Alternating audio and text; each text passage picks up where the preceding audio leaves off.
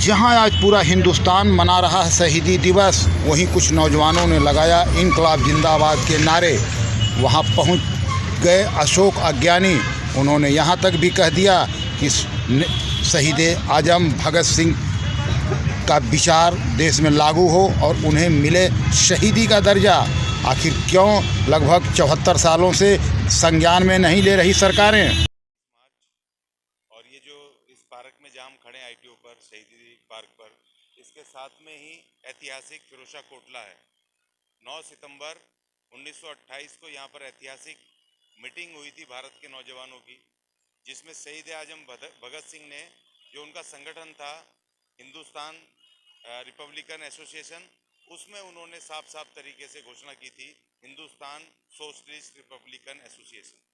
उनके विचारधारा पे और संघर्ष के ऊपर कोई बात नहीं करता कि वो कैसे भारत का निर्माण चाहते थे।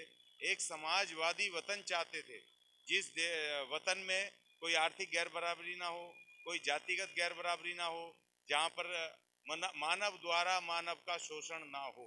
एक ऐसी व्यवस्था को भगत सिंह चाहते थे और उसी के लिए, उसी व्यवस्था के लिए, कायम करने के लिए उन्होंने अपने जीवन की आहुति दी, उन्होंने कुर्बानी दी। क्योंकि उनका मानना था जो 5000 साल से कौम गुलाम है, भारत की कौमें गुलाम हैं, उसमें चंद लाख लोग करोड़ों लोगों पर राज कर रहे हैं, विदेशी लोग। तो उनको जगाने के लिए, उन नौजवानों को जगाने के लिए उन्होंने कहा कि मुझे शहादत देनी बहुत अनिवार्य है, क्योंकि मेरे खून की एक एक बूंद, एक एक कतरा इस देश के नौजवानों में आज़ादी के सपने लेके खड़ा होगा।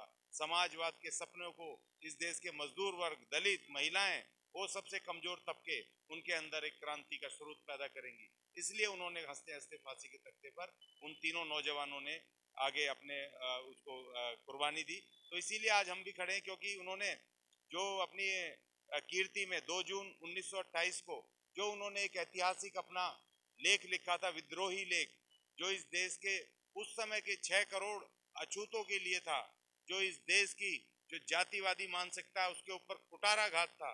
वो नौजवान जो 23 वर्ष की उम्र में, जिन लोगों को अपने होश नहीं होता कि हम क्या करें, लेकिन 23 साल की उम्र में वो नौजवान समाजवाद के सपने देख रहा था, वो नौजवान इस देश को एक दिशा दे रहा था। तो ऐसे नौजवान जिन्होंने क्रांति की, आगे बढ़े, इस देश को आज़ादी मिली उनके उस संघर्ष से। और आज अफसोस की बात यह है कि जितनी बड़ी बड़ी सरकारें आज भले ही स्टैचुओं पे फूल चला लें, कुछ भी कर लें, लेकिन पिछले 70 साल 72 साल की एक भी सरकार ने उनको शहीद का दर्जा नहीं दिया, उन तीनों नौजवानों को। तो ये बड़े अफसोस की बात है कि आप इस्तेमाल कर रहे हो, भाषण बहुत लंबे लंबे देते हो। आज देश जो भगत सिंह कह रहे थे उस वक्त कि धर्म और जाति और बेरोजगारी के उसके चक्के के नीचे इस देश का नौजवान आएगा, वही हो रहा है। बिल्कुल एक एक शब्द पूरे हो रहे हैं।